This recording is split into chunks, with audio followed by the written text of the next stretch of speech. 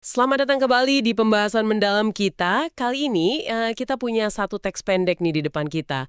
Judulnya Dimensi Kehidupan. Hmm, Sumbernya ringkas aja, tapi rasanya kok dalam gitu ya. Ada lapisan makna yang kayaknya seru buat kita kupas bareng Anda. iya, seringkali yang pendek itu justru padat ya isinya. Betul. Nah, fokus kita kali ini mau coba bedah ya, analogi utama yang jadi inti teks ini. Soal perumpamaan tentang kehidupan. Oke, Ada satu kalimat nih yang langsung bikin saya, wah, apa nih maksudnya? Di awal banget disebut, sebuah kehidupan ibarat tasbih. tasbih ya. Iya, nah apa sih sebetulnya makna di balik perbandingan ini? Kita coba selami bareng-bareng ya, siapa tahu nemu wawasan baru. Siap, mari kita lihat. Oke, kita mulai dari dasarnya dulu ya. Teks ini kan langsung kasih metafora kuncinya. Sebuah kehidupan ibarat tasbih. Buat Anda yang mungkin belum terlalu familiar, tasbih itu kan untayan manik-manik ya. Biasanya dipakai buat ya berzikir gitu, mengingat Tuhan. Betul, alat bantu hitung biasanya. Nah, teks ini terus nambahin detail penting soal analogi ini. Katanya, kehidupan itu berawal dan berakhir pada tempat yang sama. Ende dan ya maksudnya. Oke. Berawal dan berakhir di tempat yang sama. Iya, ini kan jelas banget nunjuk ke bentuk tasbih yang ya melingkar itu kan. Iya, lingkaran, siklus. Tapi nggak cuma itu. Ada lagi nih penegasan lain yang menurut saya penting juga di awal. Tertulisnya, bukan tasbih jika hanya satu butir, bukan kehidupan jika hanya satu dimensi. BKN, bukan ya? Iya, bukan. Jadi, bukan tasbih kalau cuma sebutir, bukan kehidupan kalau cuma satu dimensi. Ini dari awal udah kayak ngasih tahu gitu ya kalau hidup itu, Nggak simpel. nah, nggak tunggal, nggak sederhana, kompleks, berlapis, banyak sisinya. Gimana menurut Anda soal dua gagasan awal ini? Lingkaran dan multidimensi. Kuat nggak pesannya? Wah, kuat sekali menurut saya. Langsung ngasih kerangka berpikir yang filosofis ya. Simbol lingkaran itu sendiri aja udah kaya banget maknanya. Lebih dari sekedar kembali ke titik awal kan. Lingkaran itu kan menyiratkan adanya siklus, ya kan? Kontinuitas, perputaran yang nggak berhenti. Terus menerus gitu ya. Iya. Ini kan secara nggak langsung nantang pandangan hidup yang mungkin terlalu lurus aja gitu. Terlalu fokus di awal sama akhir tapi lupa proses berulangnya. Jadi, hidup itu bukan garis lurus lahir ke mati aja, tapi kayak ya tarian siklus yang jalan terus. Oke, tarian siklus. Terus, gagasan kedua soal multidimensi tadi. Itu ngelengkapin banget. Kalau lingkaran itu nunjukin, katakanlah, bentuk perjalanannya, Alurnya ya? nah alurnya, kalau multidimensi ini nunjukin isi atau tekstur perjalanannya. Jadi pas dibilang, bukan kehidupan jika hanya satu dimensi, itu kayak negasin, Anda tuh nggak bisa ngerti atau nilai hidup cuma dari satu sisi aja. Misalnya cuma dari suksesnya aja. Atau gagalnya aja. Persis. Gak bisa gitu. Kehidupan, ya menurut teks ini, itu kayak mozaik. Utuh kalau semua dimensinya diakui. Ini premis penting banget sih buat kelanjutan teksnya. Oke, jadi lingkaran sebagai alur siklusnya, terus multidimensi sebagai kekayaan isinya. Nah sekarang, mari kita lihat gimana teks ini ngisi untayan tasbih kehidupan itu. Teks ini ngasih daftar yang cukup konkret ya. Ada suka, duka, derita, bahagia, gembira, gagal, sukses. Ini kita anggap sukses ya. Iya, sukses kayaknya. Terus pasang dan surut kehidupan. Nah, ini dia butir-butir pengalaman yang dirangkai di tasbih kita. Lengkap ya, kontrasnya terasa. Banget. Yang bikin saya berhenti sejenak tuh klaim berikutnya. Katanya gini, kehidupan akan indah jika melewati serangkaian untayan itu semua. Ini menarik kan? Biasanya kita mikir indah itu ya cuman yang butir suka, bahagia, gembira, sukses. Yang anak-anak aja ya. Iya. Tapi ini kok dibilang indahnya justru muncul dari keseluruhan rangkaian. Termasuk duka, derita, gagal, surut. Nah itu dia. Gimana nih kita memaknai indah di sini? Apa cuman pasrah aja nerima yang susah-susah? Saya rasa sih lebih dari itu ya. Kata kuncinya mungkin di kata melewati. Melewati. Iya, ada unsur geraknya. Proses aktif gitu dalam menjalani rangkaian itu. Teks ini kan nggak bilang, hidup itu indah karena ada duka derita. Tapi indah jika kita berhasil melewati keseluruhan untayannya. Oh, jadi fokusnya di proses melewatinya ya, bukan di punya duka atau enggaknya. Betul, fokusnya geser dari kondisi statis ke proses dinamis. Menjalani semuanya. Soal keindahannya sendiri, mungkin ini bukan indah dalam arti, estetika biasa gitu, kayak lukisan bagus. Bukan cantik permukaannya aja. Bukan. Mungkin lebih dekat ke makna indah sebagai utuh, paripurna, atau bahkan kedalaman karakter. Analogi tasbihnya bantu di sini. Tasbih yang utuh kan, dengan semua butirnya, itu punya fungsi dan keindahan sendiri dalam konteks spiritualnya.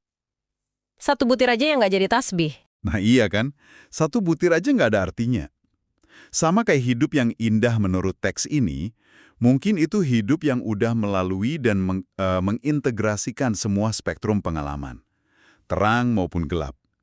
Jadi pengalaman sulit kayak duka, gagal, itu bukan cuma bumbu aja, tapi justru bahan penting yang ngebentuk ketahanan, kebijaksanaan, mungkin empati juga. Ah, oke. Jadi indahnya sebuah jalinan yang kuat dan kaya, bukan cuma permukaan yang mulus aja. Wah, jadi beda ya cara mandangnya. Keindahan sebagai keutuhan, hasil dari proses melewati. Oke, ini jadi nyambung ke pertanyaan berikutnya nih. Kalau untayan hidup ini penuh kontras, ada naik turunnya, apa dong yang kita butuhin buat bisa melewatinya? Nah, apa tuh modalnya? Teks ini jawab nih, disebutin serangkaian kualitas. Sebuah keberanian, kesabaran, kekuatan, dan perjuangan. Lagi-lagi N, dan perjuangan. Paket lengkap ya. Keberanian, sabar, kuat, juang. Iya, terus buat ngegambarin prosesnya dipakai kata kerja yang visual banget. Terus meniti, berjalan, mendaki. Meniti, berjalan, mendaki. Ini kayaknya bukan gambaran jalan santai di taman ya. Meniti itu kan seringnya konotasinya jalan di tempat sempit, hati-hati gitu kan. Betul, butuh fokus, keseimbangan. Terus berjalan ya mungkin gerak maju yang lebih biasa. Nah mendaki ini jelas banget ada usaha ngelawan gravitasi, ngatasin rintangan, atau mau nyampe ke tempat lebih tinggi. Ya. Gerak. Kombinasi tiga kata kerja ini kayaknya nunjukin kalau navigasi hidup ini butuh macam-macam usaha ya, tergantung medannya lagi gimana gitu. Tepat sekali. Pemilihan kualitas tadi, berani, sabar, kuat, juang, sama kata kerjanya meniti, berjalan, mendaki ini nyambung banget. Coba kita bedah dikit ya. Keberanian mungkin dibutuhin pas kita ketemu butir duka atau gagal. Pas takut gitu kan? Betul. Kesabaran jadi kunci pas kita di fase surut yang lama. Atau pas derita rasanya kok nggak habis-habis. Nahan diri ya. Ya, kekuatan, mental, spiritual, itu buat fondasinya nanggung beban. Nah, perjuangan ini negasin kalau semua ini butuh usaha aktif, bukan pasrah lemas gitu aja. Oke. Terus kata kerja meniti, berjalan, mendaki, itu juga ngasih nuansa penting. Meniti bisa jadi gambarin momen-momen krusial yang perlu hati-hati banget. Ambil keputusan di tengah nggak pasti. Waktu genting gitu ya. Bisa jadi. Kalau berjalan, mungkin lambang rutinitas ya, konsisten jalanin hari-hari, suka maupun duka.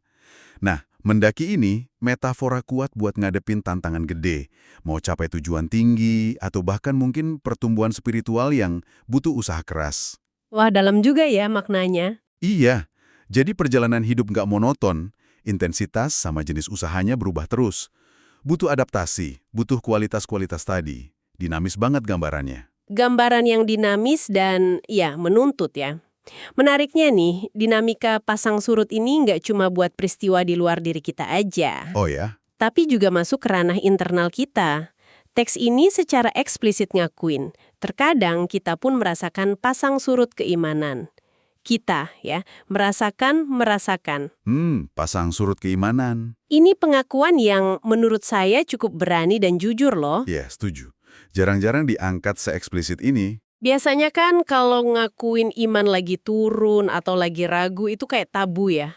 Atau dianggap lemah gitu. Dianggap gagal spiritual mungkin. Nah, tapi di sini dalam kerangka analogi tasbih kehidupan yang siklikal dan multidimensi ini, pasang surut iman malah ditaruh sebagai bagian dari pengalaman manusiawi yang wajar. Wah, ini poin penting nih. Gimana pandangan ini bisa bantu kita ngertiin perjalanan spiritual kita ya? Ini signifikan banget dampaknya menurut saya.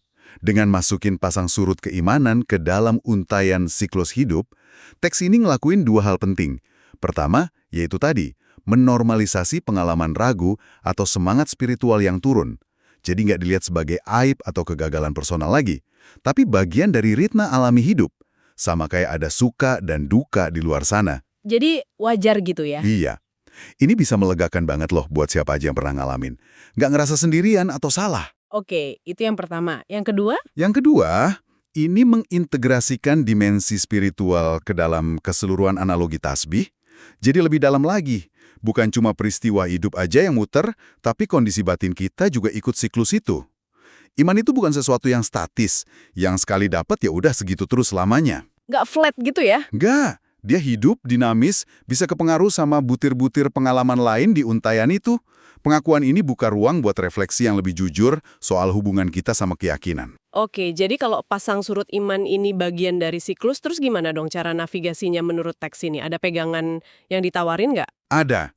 Nah, setelah ngakuin adanya pasang surut itu, teks ini langsung ngasih semacam jangkar atau solusi gitu ya. Kalimatnya, tetaplah berpegang teguh pada Allah.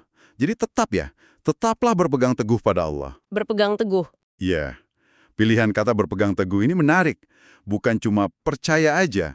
Ada unsur usaha aktif buat mempertahankan pegangan. Apalagi pas arusnya lagi kuat, pas lagi surut itu.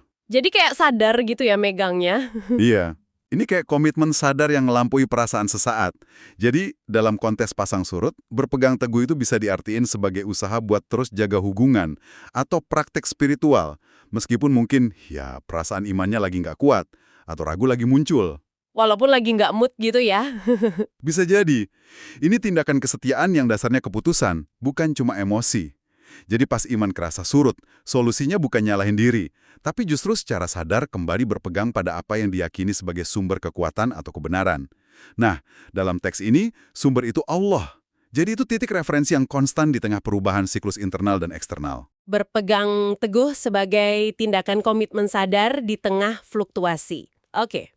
Nah, setelah ngebawa kita nih lewat kompleksitas untayan hidup, tantangannya, sampai dinamika keimanan. Udah cukup berat ya bahasanya ya?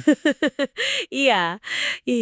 Teks ini diakhiri dengan nada yang beda nih. Ada pesan penutup yang rasanya tuh hangat gitu, ngasih semangat. Oh iya. Gimana tuh? Dimulai dengan sapaan akrab, akhi wa ukhti, artinya kan saudara-saudariku ya, biasa dipakai di komunitas muslim buat nunjukin kedekatan. Iya, familiar. Pesan utamanya sederhana aja, tetaplah semangat menjalani semua.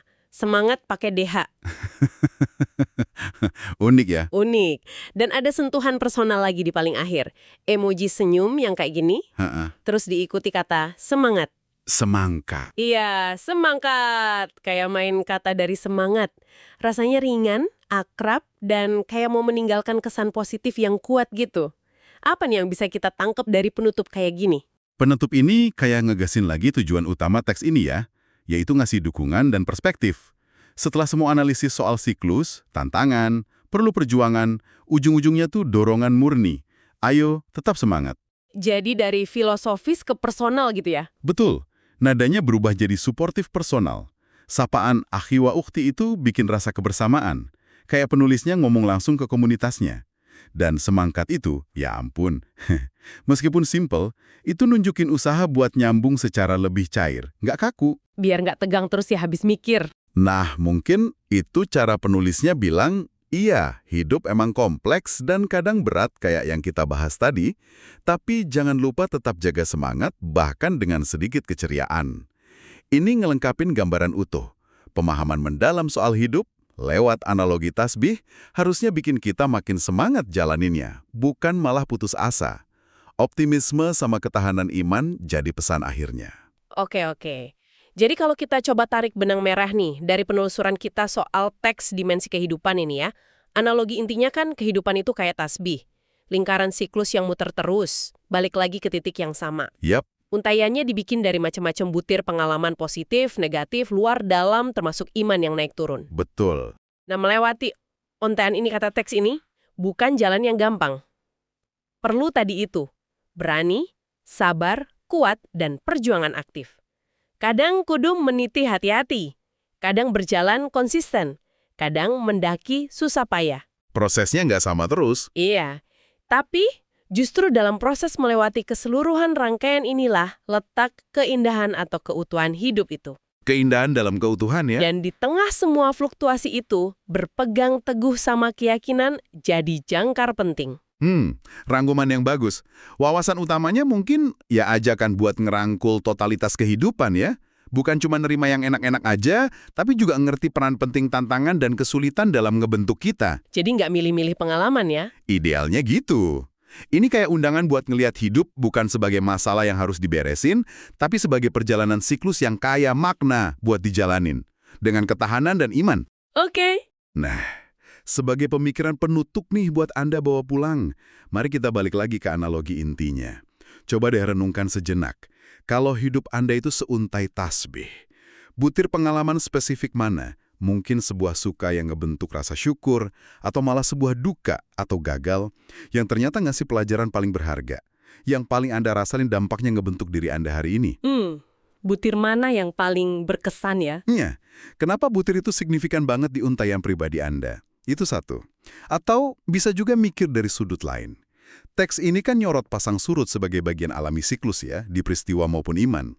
Nah, gimana Anda secara pribadi memaknai dan berinteraksi gitu ya sama dinamika pasang surut ini dalam hidup Anda? Gimana kita ngadepinnya ya?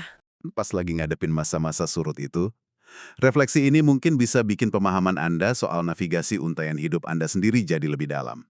Pertanyaan-pertanyaan reflektif yang kuat banget tuh buat kita renungkan masing-masing.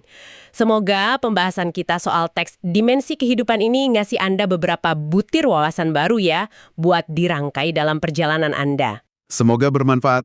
Terima kasih banyak sudah menyimak. Sampai jumpa di sesi telaah sumber kita berikutnya.